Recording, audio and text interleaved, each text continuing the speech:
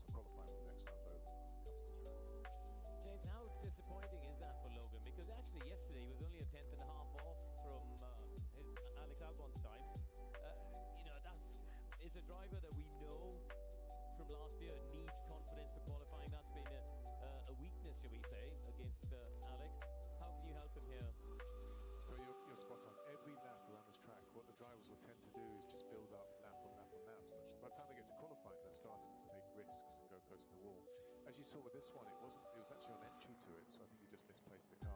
Slightly rather than a mistake of bringing the car or carrying too much speed through the corner, he's penalising. I think in these sort of circumstances, it's quite hard to get yourself reset and on the same grounding as everyone else who's done many more laps. James, how did you have to shift the program, if at all, with now just having one car out there with Alex? It depends on what tests you're doing. So we didn't have any test plans between the cars, so in other words, we weren't trying different setups or otherwise. So everything Alex is doing is just focusing on the program he had from start to finish, no change there. In terms of Logan, it's more actually what we're doing in qualifying now to give him an opportunity to get up to speed. And James, can I just ask you, we're looking at Oliver Behrman there in the Ferrari.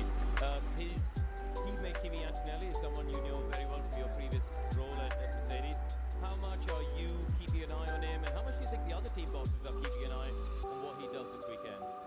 I think it's of interest. I mean, he went out there with really no experience, just a few laps under his belt, and I think his first laps he did, the 30.2, he doesn't look competitive now, but that's because everyone else has gone out some soft tyres multiple times. It was good laps, so I think everyone will keep an eye on him and on the remainder of the F2 grid. There's some good talent coming through.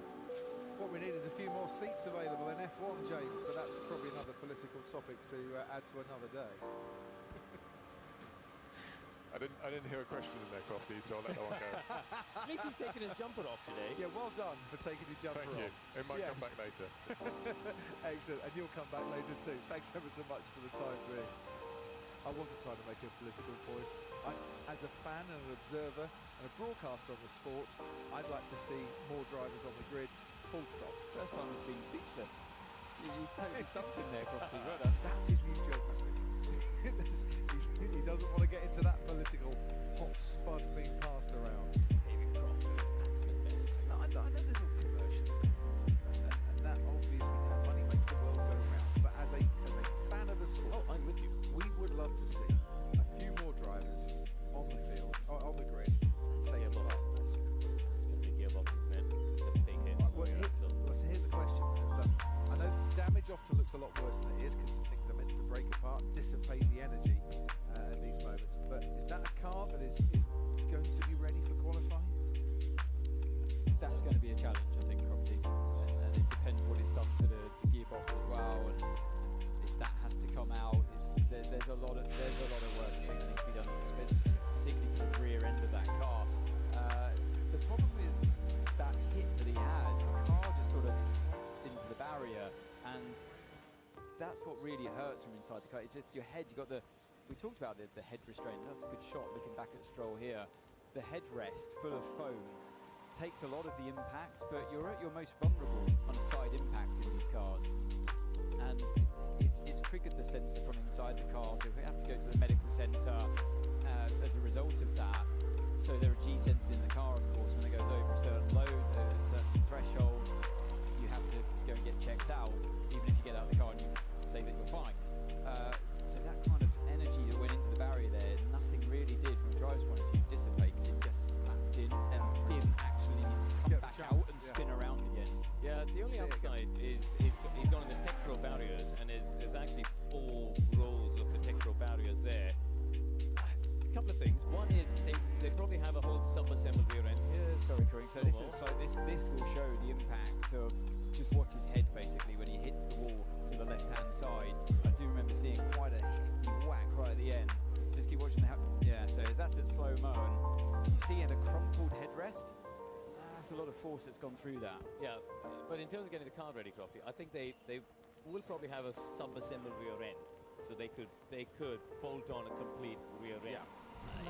I think it will trigger a penalty, wouldn't it? In terms of, oh no, he could get it from the pool early in the season. Yeah, so he hasn't used the full. Yeah, Yeah.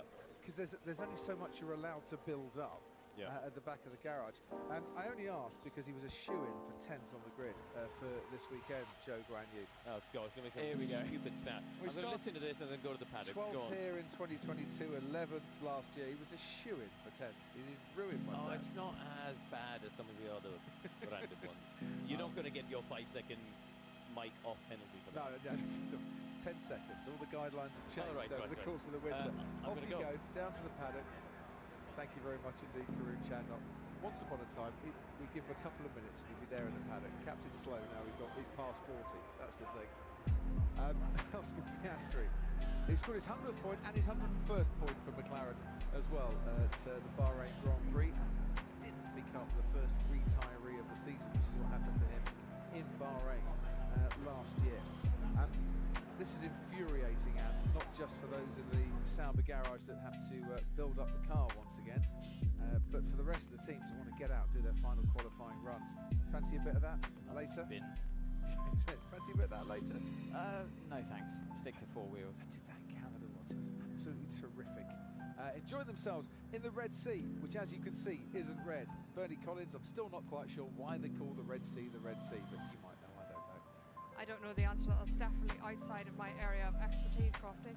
I guess the most, You knew everything. the most interesting thing happening in the pit lane at the minute is that Total Wolf has taken a walk down to chat to Zach Brown, which you might see on your screens at the moment. But what I was going to come in with is I think there's around 9 drivers that haven't run the soft tyre in this session. That is obviously going to be our qualifying tyre for the next session, and the driver included in that is Behrman. So he hasn't run the soft in this car. Because it's a red flag in P3, the clock is still ticking. So when we get a restart time, there's going to be very, very limited opportunity for all the drivers, including Behrman, to get that all-important run on the soft that is going to be vital to make it through that Q1 session. That is a fair point, well made. And we have no idea of a restart time yet. Leclerc, Alonso, Piastri and Stroll, Behrman, as Bernie mentioned, Ricciardo, Tsunoda, Bottas haven't run the soft tyre yet. Neither has Joe Guanyu, but he's not going out again. Logan Sargent did. It's been such a steep learning curve for Behrman. You might as well make it vertical. Just send him straight to qualifying with a soft tyre. Do you know, you know how sometimes things are just, written in the stars? Written in the stars, I wonder. Ollie Behrman wakes up, gets called up by Fred Vasseur. Coming to work, you're mine for today. You're not going into that F2 paddock. Carlos Sainz has got appendicitis. He's thrown into the car at the last minute. He has a storming qualifying. He gets pole position and becomes the recipient of the 250th pole in Formula One history for Ferrari. Wow, now that would be a turn up for the books, wouldn't it, Crofty? I mean, that is a story that, seriously, the producers of the Apple TV film couldn't even have imagined when they were sitting down to write the script. But stranger things have happened in this sport. Down to you, Bernie. Yes, so we're just again still in the pit lane. A lot of cars starting to get ready. We don't have a restart time, and I don't think they have a restart time. But Behrman's car, I'm not sure if you have it on your screen, but with the tyres on and the Mercedes beside it, fire, they're ready to go out of the garage. There is going to be a big race to the end of this pit lane because, as we see, traffic on the outlap not important. And the cars we speak, the cars are moving now. So As you were talking, Bernie, session will resume at 17:25. Get out of the way, Toto Wolff. There's some cars that are going to be coming down the pit lane here. We've got a minute and a half straight out. Goes Kevin Magnussen.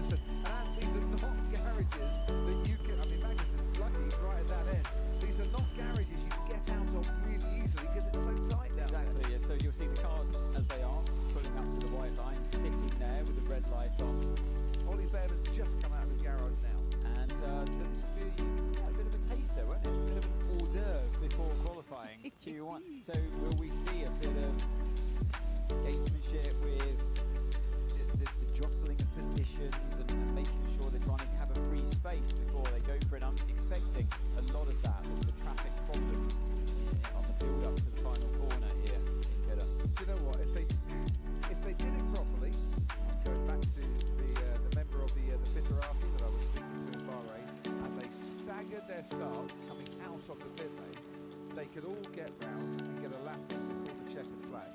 Treat this like it's the end of Q1. They could actually organise this properly, whether they do or not, I don't know.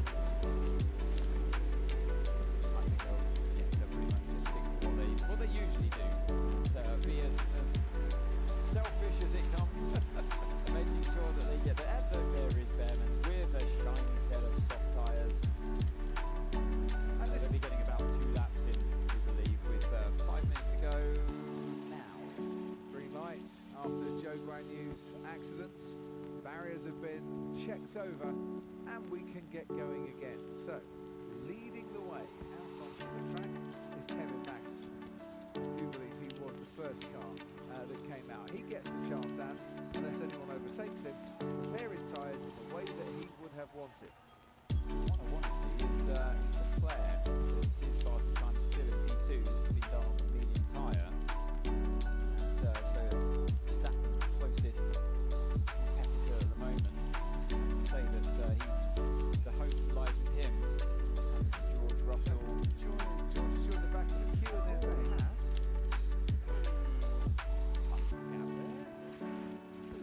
What was it Senna said?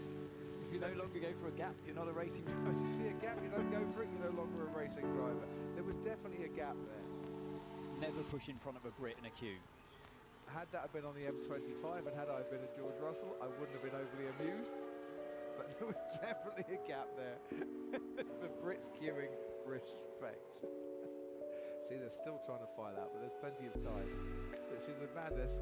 Oh, is that because the lights have... The lights gone? the lights have gone. You're right. So they've resorted to a Table tennis tennis ban. Beat me to it. Is it a bat or a paddle? I'm never sure. Is it paddling, ping pong and a bat in table tennis? It's a bat, isn't it, in table tennis? Yeah.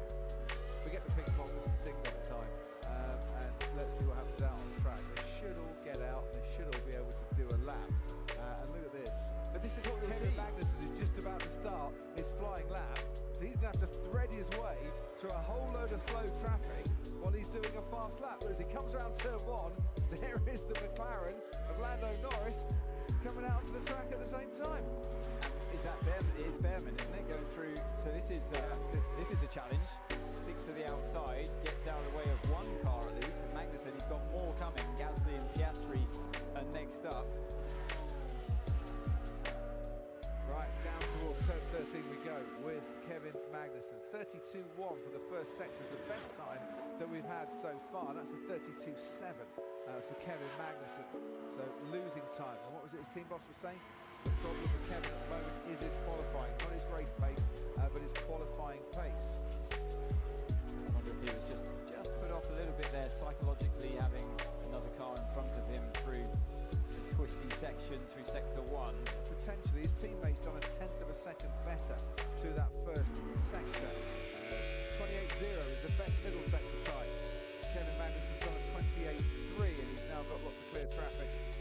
Clear track ahead of him. Lewis Hamilton just going through the final turn as the next car that he'll come up on. 2 minutes to go. They've all got to the line in time. Oh, got wide, yeah. The wind just catching the car there. He knows it. Is he just going to bail or just continue anyway? He continues, but yeah, all was lost in that final corner of the lap and crosses the line 3 seconds down. What are others up to out there, I wonder? George Russell has just gone fastest through the middle sector. Here comes Ollie Behrman then for his one and only qualifying simulation lap before he takes part in a Formula 1 qualifying session for the first time. And take us through this one then. Yeah, so they got the switchback, a left and then a right through turn 1 and turn 2, run close to the barrier on the exit, which they extended, didn't they, a few years ago. Then into another left-right, this time higher speed through turn 4, turn 5, now through turn 7. That's where it went wrong for Joe Guan Yu. He survives that one through turn 9 and then 10 onto the curb on the exit. He's a bit modest there on the exit, could have taken possibly a little bit more, but we'll give him benefit of the doubt there. Just on his first run on the soft tyres. Into turn 13 he goes, use the banking to your advantage and then let it run up high along the wall on the outside. Now feed the car to the right, then left, straight line your braking into turn 16. Sacrifice the speed in 16 to get on power as early as you can through 17.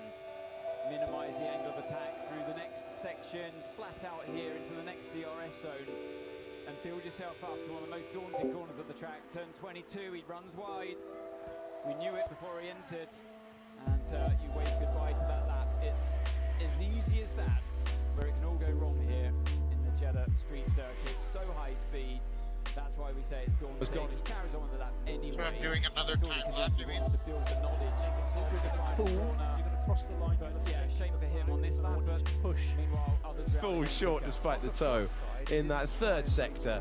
End of his session he will top Verstappen, Leclerc, Perez, Russell and Norris, the top 5. Improvement for Norris there at the end, got him into that top 5. No improvement overall. This is what it looks like if you're going to miss the apex heading to 22 and 23. It's so much more sedate in the cockpit, isn't it? But when they flash through, the car bouncing slightly on the entry, and he did exactly the right thing there, Behrman, not committing too hard to a turn-in that was already lost. He carried too much speed, keep the car smooth, straighten it up, and just use that runoff area without putting any unnecessary inputs in over the dusty part that can cause your car to step out and end. Conspiracy theory, McLaren might have a bit of pace here this weekend. Verstappen crosses the line, getting the slipstream. Final sector though, didn't improve on his personal best time. So a 1:28.4 separated by just under 2 tenths from Charles Leclerc. Yeah, interesting there from Verstappen, and goes to show that third sector is really not easy to get right. We saw Magnussen mess up the final corner. Didn't see that Verstappen did, but we're going to see a moment that, yeah, the onboard with Behrman picks up a bit of understeer. The car looks a little bit safe there. I think he's driving well enough that he could probably deal with a car that's a little bit, as they say, more on the nose, where the front darts into the corner and leaves the rear wagging around a little bit more. I think he can cope with that. I think they've maybe engineered a bit of extra understeer, a bit of extra push through the front axle to give a newer driver a bit more of a steady platform, as they say, with a more solid rear end to the car. And I think the understeer has surprised him in a way there. And actually, the balance changes sometimes when you put new tyres on, especially from compound to compound. And quite often when you put new tyres on, you go up on the front flap. So bouncing. Okay, copy. Heard a few drivers complaining of that. Tsunoda was the last one I heard down at RB's, and the cars just bouncing around so much. It's because it's a higher speed track than Bahrain. You get that flutter, that aero flutter under the floor. A bit like how a reed pedal works on a musical instrument. You blow the wind into it and it flutters, it makes the sound. And seeing Perez just I didn't think he was going to keep as far to the inside as he actually did, with a faster car coming past him with Ricciardo. But you got the same sensation on the floors of these cars now. The ground effects, they run them super low to the ground, and the faster you go, the more of that aero flutter you can start to get into if you're running the car too low. So what a 60 minutes for Ollie Behrman. Good job there. Good lap. It was a good lap. He should be proud of that one. And the team, rightly so, they're impressed. And yes, he had the mistake in turn 22, but I'm glad he did, because he's pushed the envelope. He's going over the limits, which is a really confident thing to be doing with a car. So if you're too conservative, you always question where the limit could have been. And you don't want to walk away from this golden opportunity still having questions of how fast you could have been. It's what a 7-time world champion used to do at Ferrari. Push the limits during the practice sessions. That's what they are there for. He'll sit down with his engineers and maybe ask them for a bit more of a pointy car, something that responds a little bit more on turn-in. Whatever happens, Ollie Behrman will be out for qualifying as the youngest ever Ferrari driver in a little while's time. There's a battle on down at Sauber to get Joe Guan Yu's car ready for qualifying after his accident. Williams should be able to fix Logan Sargent's car after he brushed with the barriers. There's news coming from Sauber as well that let's just see what Lewis Hamilton DRS open down the main straight. Picked up a bit of debris. Car bouncing a little bit. Under DRS. Just get some decent replays. Don't tune away. Simon and Karun and Naomi will take you through a debrief of this session, but also news coming through of Sauber and Audi and Audi's foray into Formula One and confirmation that they have a way forward to acquire 100% of the stake and the shareholdings of the Sauber team. Audi from 2026 on the grid, but maybe 2025 as well. We'll let you know that. The news just dropping. Max Verstappen, though, fastest in this practice session. He was quickest, wasn't he, in FP3 here last year. Qualifying didn't fare so well for him. He's got a 2/10 advantage over Charles Leclerc. Sergio Perez half a second down, same with George Russell and Lando Norris. Then comes Alonso, who was quickest yesterday in FP2. Stroll, Piastri, Hamilton and Ollie Behrman in the top 10. Woke up this morning, didn't even realise he was going to be driving a Ferrari. Thought he'd be driving a Prema in F2. Kevin Magnussen just on the fringes of the top 10. Logan Sargent didn't set a time. Joe Guan Yu didn't get out on the soft tyres. The race is on to get those two ready for qualifying. That is to come next with a young rookie and a 14th British driver ever to race a Ferrari in Formula One. Well, what a great effort by Ollie Behrman. He certainly wasn't showing any signs of nerves, even if he was feeling them. He went out there, and as Anthony was saying in commentary, putting the car in the right positions. He even got a qualifying lap in the end. Just a slight mistake, but he kept it clean, and he'll be taking part in qualifying, which gets underway 4:10 here on Sky Sports F1. Race starts tomorrow at 5 o'clock, 3:30 on air for us. Lots of in the build-up for that. If you prefer, that's on the main feed. We've got the F1 Kids, that's a simulcast from 5 to 5 on the red button. Now, next fight, Saturday in Riyadh. Well, Francis Ngannou very nearly turned the heavyweight division on its head when he dropped Tyson Fury. Didn't get the decision that night, but can he go one better against Anthony Joshua? Live on Sky Sports box office here in Riyadh. Two of the biggest punchers in all of combat sports. They called it knockout chaos for a reason. Yeah, two-time world heavyweight champion Anthony Joshua takes on MMA powerhouse Francis Ngannou live on Sky Sports box office. Don't say packed night of boxing coverage gets underway. 4 o'clock today, March the 8th, with Walks, the main event. Expected 11 p.m. The fight is available to Sky customers in the UK and Ireland. Virgin Media customers should contact their operators. Go to skysports.com/box office for more information. Now, lots to look forward to, as we said, tomorrow here on Sky Sports.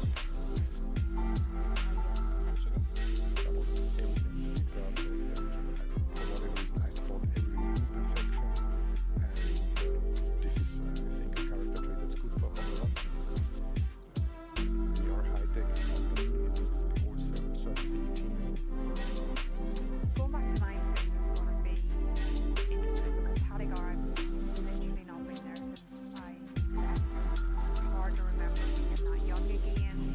The decision that he made after that, I guess nobody really knew where it would pan. Christian is a key member of our organization. He's a massive team leader. He has put this team together. The whole team is very united, really strong, and we all back in Christian, and we just want to get on with our racing. So that's tomorrow, but let's focus on today. Let's focus on the first hour of practice in a Ferrari for Ollie Behrman. Naomi, Karun, let's get your take on it. He seemed to be nerveless. Nerveless, he went out there, he didn't make any mistakes. I think it's a tough business out there, there's only 20 seats in Formula One available on the market, so to give an opportunity like this to a driver is a golden ticket, It just puts him on the list of candidates for this Tetris that's happening in Formula One. 13 drivers out of a seat next year. If he does well this weekend, he's putting his name amongst those potential drivers. I think he's a prime candidate for a Haas seat next year, isn't he? We know they rate him very highly from what he's done, and this is another opportunity for him to try and cement his place into that driver market. But coming back to actually what he did on track, Simon, I thought was very solid, very sensible. no big mistakes, you know, little run off wide at turn 22 there on a soft tire run, but you can forgive him. It's his first run on the soft tires here. And I'm excited to see what he can deliver today. Captain Sensible, as in Anthony Davidson, was all like, yeah, we don't want any damage. I mean, actually, in the back of your mind, if you are Fred Vasseur and you put an 18-year-old in there, he's going to be the youngest Brit, by the way, tomorrow to race in Formula One, the third youngest ever. You're taking a risk, aren't you, to let him have a qualifying run at the end there. You know, only one, but that was because of the way what happened to Joe. But even still, you know, that's an expensive machine there in the hands of a rookie. Anytime you put a driver in a racing car, you're taking risks. You know, the limits, especially on this track, are so small, and you know it's very easy to make a mistake, and it can go so wrong very quickly, as we saw with Zhou Guanyu in that session. But at the end of the day, you know, Ollie Behrman is an accomplished driver. He finished first in the F3 Championship. He finished sixth in F2 last year. He put it on pole position this weekend. He knows what he's doing, and he's going to build up to it. You know, he knows that he's only got this session to prepare himself for quali. So you see him run wide, and you appreciate that because he's testing the limits, but not too far. So good. So far, so good. I'd actually argue the opposite, to be honest, because it's worse sending him straight into qualifying without having done any practice. So I think they would have actually liked to give him, you know, a few more laps to do on the soft tires. But it will get to Q1, they'll completely alter the run plan to what they would have had prepared for Carlos Sainz. That's another step for him. He's going to have more power, more engine mode. He's going to have to manage the traffic with the falling temperature and the changing light. It's a fantastic voyage of discovery for him today. Harder under floodlights, do you think, than in daylight this for him? It will be, you know, that does, although you look out on the track and it looks like it's daylight conditions, it's not. It causes a bit of a glare in the visor, you know, your reference points look slightly different, so it does add an additional layer of a challenge, especially because he's not been out on this car in those conditions, but he's been around this track in these conditions before, so I think he's got it under control. I think it's harder because of the pressure. When he's driving in F2 in qualifying, it kind of goes under the radar. Here, every input he makes will be analyzed by Anthony on the SkyPad. Or you. Or me. Or you. And by everybody up and down this pit lane. Every thing that he does in terms of build laps, slow laps, traffic management, every sector will be micro-analyzed, which you don't get in F2. And I think that's the pressure he's got to cope with. If you were to pick a track, though, of all of them on the calendar, you know, this is a tricky first outing, is it not? Absolutely. Look, as we've said multiple times, this track, you find the limits so quickly, you're met by walls. It's so hard to get it, to keep it on the track, get it right every time. You've got to be so hyper-focused on every, you know, steering input, every braking, every transfer of weight in the car for that car to remain stable. So it is a massive challenge for him out there. But, you know, I think the team is going to be very realistic with him. They're going to remove any pressure that might be off of his shoulders. No one is expecting him to set the world on fire. He's just stepped into the car, you know, 2 sessions less than all the other drivers here on the grid. So, you know, the best he can do is to just try to remain out of trouble, try to give back good feedback to the team, and to just show that he's got his head wrapped around the situation. At the moment, though, based on what we've seen now, I think he's a candidate for Q3. I think before the session, I said if he got to Q2, it would be amazing. Now it looks like he's a genuine candidate for Q3. Yeah, exactly. It'll be an amazing story it would if he be gets an in the top amazing story. 10. I'm just waiting for Toto to step in. I'd actually like to get his views on what we saw there, because he's keeping an eye on his teammate. Well, we think he's keeping an eye on his teammate, Kimi Antonelli. We were just talking there about Ollie Behrman and, you know, what a job he did actually stepping into Ferrari. I know it's not your team, but at Premier, keeping an eye on his teammate, that was quite impressive, wasn't it, for a young... Bueno, pues hasta aquí le voy a dejar con el directo de Fórmula 1. Ahorita voy a aprender para Rainbow Six. Así que pues estuvo bueno. Chocó el show. Checo Pérez quedó en tercer lugar. Verstappen en primero. Carlos Sainz en segundo. Así que pues mañana a ver qué tal quedan las cualificaciones. Y pues voy a dejar el directo de Fórmula 1 hasta acá. Ahorita aprendo para unas arranques de Rainbow Six. Nos vemos.